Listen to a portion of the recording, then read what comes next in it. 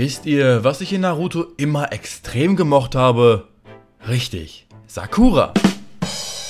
Natürlich die Akatsukis. Wer mochte die denn bitte schon auch nicht? Waren allesamt verdammt interessante Charaktere mit verdammt nicen Fähigkeiten. Und wenn die erschienen sind, wusste man eigentlich direkt, dass gleich die Post abgehen wird. Die Kämpfe in Naruto hatten seine Höhen und Tiefen, aber die von Akatsuki waren halt immer irgendwie etwas Besonderes. Denn die Mitglieder waren alle extrem stark und man wusste meistens gar nichts von ihnen. Ein Kampf, der es hier nicht auf diese Liste geschafft hat, war der Kampf zwischen Sasori und...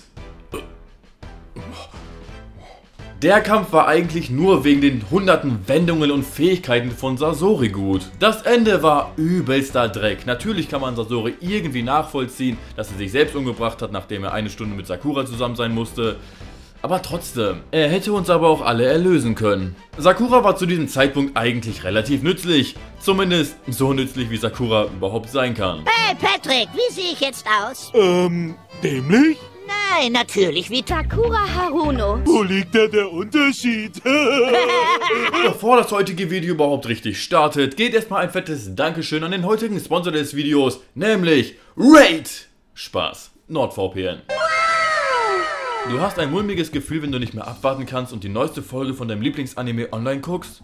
Dann gönn dir etwas Sicherheit und hol dir NordVPN. Mit einer VPN wirst du nämlich nicht mehr direkt ins Internet verbunden, sondern wird so ein VPN-Server quasi noch zwischengeschaltet. Das bedeutet für dich, dass all die Daten, die von dir aus ins Internet gehen, gar nicht mehr zurückverfolgt werden können, weil die Daten gar nicht mehr von deinem Standort ausgehen, sondern von irgendwo auf der Welt. Ob nun Kanada oder Amerika oder Australien oder wenn ihr richtig Bock habt, auch Afrika oder so. Dabei ist dein Schutz natürlich an erster Stelle, aber auch nicht das einzige, was so ein VPN-Server bewirken kann. Nämlich deaktiviert dieser direkt auch mal die Geoblocker. Du weißt schon, dieses nervige, dieses Video ist in deinem Land nicht verfügbar Zeug. Geh dann zum Beispiel einfach auf einen amerikanischen Server und zack, könnt ihr dieses Video sehen. Dazu kommt NordVPN bei den ganzen Tests verdammt gut bei raus. Hol dir also deine Sicherheit und ein gutes Gefühl im Internet. Und mit dem Code Serienreviewer bekommst du dann auch nicht nur 60%, auch nicht 65%, auch nicht 66%, nein, auch nicht 67%, sondern satte 68% Rabatt. Den ersten Monat gibt es dann auch noch geschenkt und ab dann kostet es nur noch 3,30 € pro Monat. Link dafür findet ihr unten in der Beschreibung und als ersten Kommentar angepinnt. Aber gut, schau es dir an und fangen wir an. Hey, du hast mich schnell entdeckt. Kein Problem, solche Vögel gibt's bei uns nicht. Eines der ersten Kämpfe überhaupt aus Naruto Shippuden und sofort auf dieser Liste. Gaara ist durch seine Fähigkeiten an sich schon einer meiner Lieblingscharaktere. Als er früher auch noch so ein kranker Psycho war, mochte ich ihn irgendwie mehr, weil er einfach scheinbar unantastbar war und, naja, ein fucking Psycho. Doch er hatte sich stark geändert und das hat man spätestens im Kampf gegen Deidara gesehen. Nicht nur ist der Kampf an sich schon verdammt geil, wie Gaara schon auf Deidara auf dem Dach wartet und ihn dann quer über die Stadt angreift, aber bloß nichts kaputt macht, sondern ist das Ende von diesem Kampf auch noch besonders gut. Gaara, die Person, welche von absolut jedem aus dem Dorf gefürchtet und gehasst wurde, dass sogar der eigene Vater einen auf ihn geschickt hat, damit er Gaara umbringt, was dann auch noch Gaaras quasi einzige Person war, die nett zu ihm war und die Gaara irgendwie mochte und Bezug mit ihm hatte, ist jetzt der Anführer des Dorfes, kämpft gegen einen Akatsuki und beschützt am Ende phänomenal das gesamte Dorf. Es war mein größter Wunsch, dass meine Existenz eines Tages für andere wichtig ist, aber nicht als eine furchtbare, abschreckende Bedrohung, sondern als Kazekage unseres Dorfes. Wo ist Itachi Uchiha? Hm? Sagt es mir, dann dürft ihr gehen. Wow, ich muss Deidara ja richtig mögen, dass er sofort zweimal hintereinander drankommt. Auch wenn er eine ziemlich große Fanbase hat, ich kann ihn irgendwie gar nicht mal so viel abgewinnen. Er ist cool, ja, aber noch lange nicht in meinen Top 20 oder so. Ich meine, ja gut, er kann dreimal so schnell essen wie ich, was ich schon respektabel finde, und er kann sich selbst einen... Naja, okay, wir driften ab. Nein, du kannst nicht einfach meine Explosionen neutralisieren! Chidori Ghost. Nein! Seit Itachi falle ich keinem Genjutsu mehr zum Opfer! Genjutsu Ghost. Kurwa dumm. Meine Kunst ist Explosion!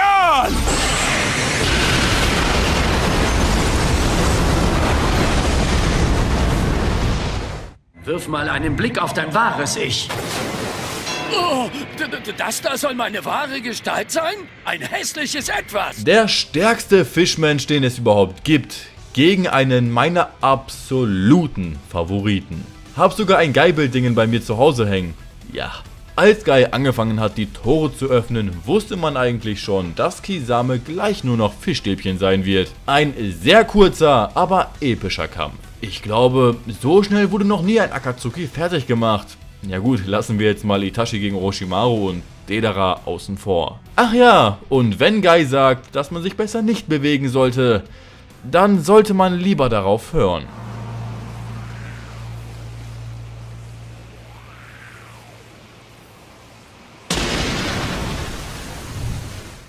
Ihr habt mich gesucht, ihr habt mich gefunden, doch im Kampf hat mich bisher noch niemand überwunden, aber nur zu. Versucht euer Glück. Dann schickt euch der Killerbeat mit Beulen zurück. Ja. Die kurze Zeit, in welcher Team Tekkan zu Akatsuki gehört hat, sollte man nicht als Akatsuki zählen. Bla. Aber warum nicht? Die waren zu der Zeit ja schließlich Akatsuki. Sogar mit der Kleidung.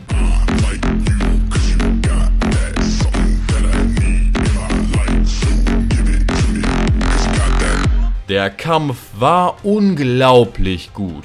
Sasuke hat da mal richtig hart auf die Fresse bekommen und man hat Killer Bee, ja, zum ersten Mal überhaupt gesehen. Junge, was ein kranker Ficker. Ganz Team Taka hatte so große Probleme und der nimmt alles auf die leichte Schulter und schafft es sogar noch, die am Ende richtig krank zu verarschen. Man bekam zum ersten Mal einen richtig gut kontrollierten Jinchuriki zu sehen, der auch schon ohne diesen extrem stark wäre. Sasuke lernt seinen Körper kennen und spielt mit seinem Mangekyo Sharingan.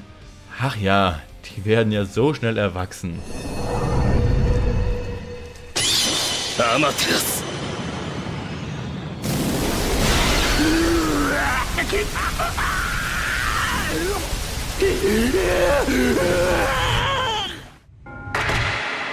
Von diesem Moment an bestimmt das Jutsu des Bergeremiten den Weg.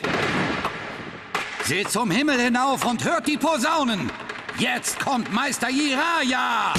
Jetzt schrei hier doch nicht so rum wie ein Irrer. Uff, das Ende.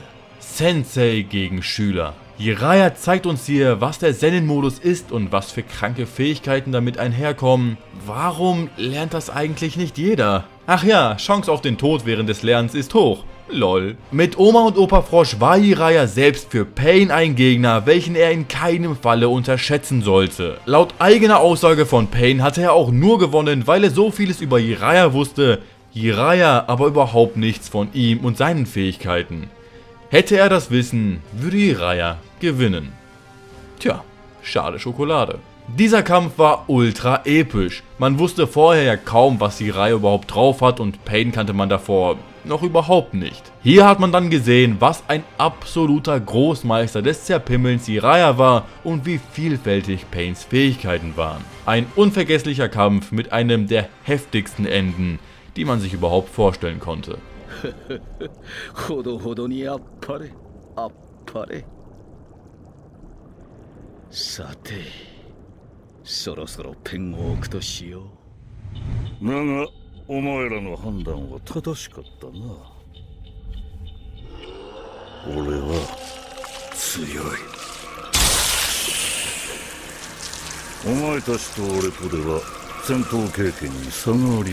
Als Rache für ihren Sensei geht Team Azuma los und will die Unsterblichen töten. Wenn sich nicht schon alleine das unendlich episch anhört, dann sollte man erst einmal den Kampf sehen. Holy shit, ist das großes Kino. Während Shikamaru wieder plant und dieser Plan auch wieder aufgeht, steht er später Hidan im 1 gegen 1 entgegen, beendet das auf epischster Art und Weise und in der Zeit kämpft der Rest gegen den scheinbar unbesiegbaren Kakuzo, der schon so verdammt alt ist, dass er sich an seinen Kampf gegen Hashirama erinnert. Man muss dir Naruto im Übrigen wegen 2 Sachen danken. Erstens das Ende, weil er jeden gerettet hat und so. Und zweitens, dass er Sakura abgelenkt hat, sodass diese gar nicht auf die Idee kam, überhaupt mitzugehen und uns zu nerven.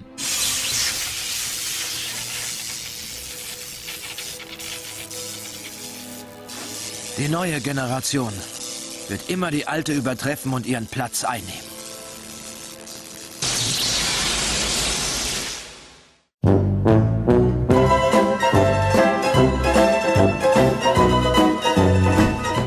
Lauf, solange du noch kannst.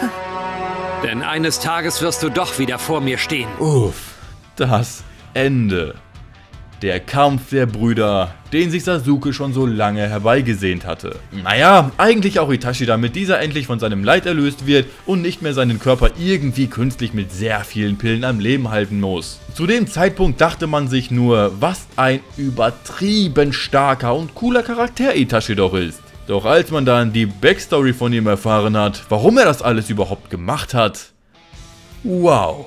Man kann auf jeden Fall verstehen, warum Itachi einer der beliebtesten, wenn nicht sogar der beliebteste Charakter aus Naruto ist. Beeindruckend in diesem Kampf war hier vor allem Itachi, eigentlich auch Sasuke wegen seinen großen Eiern, dass er überhaupt sich getraut hat, gegen Itachi zu gehen, aber vor allem war hier Itachi beeindruckend. Denn trotz seines total zerstörten Körpers, seinen absolut nicht mehr vorhandenen Chakra-Reserven, seinem Erblinden und dem Husten von nicht gerade wenig Blut, hat er nicht nur mithalten können, sondern hat er so nebenbei Sasuke so weit gebracht, dass Orochimaru aus ihm rauskommt und diesen endlich versiegeln kann, und der Fingerstupser am Ende hat, denke ich mal, jedem den Rest gegeben. Vor allem diesem einen Russen, der sich danach selbst umgebracht hat. Ist das eigentlich real gewesen? Also war das echt mit dem?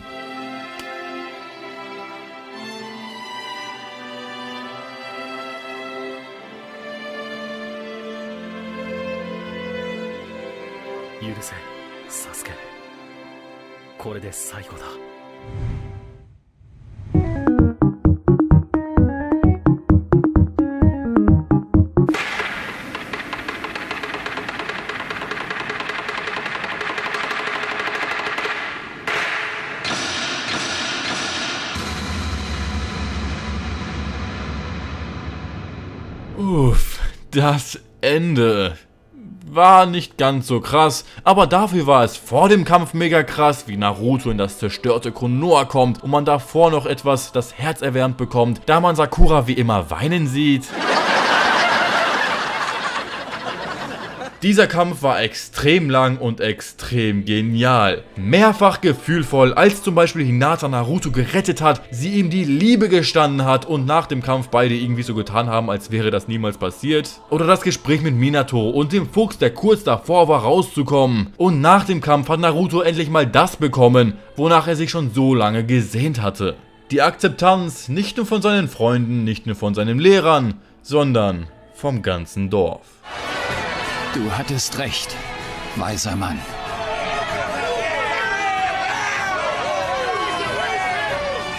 Ich habe direkt vor meinen Augen einen Helden. Der Traum ist wahr geworden.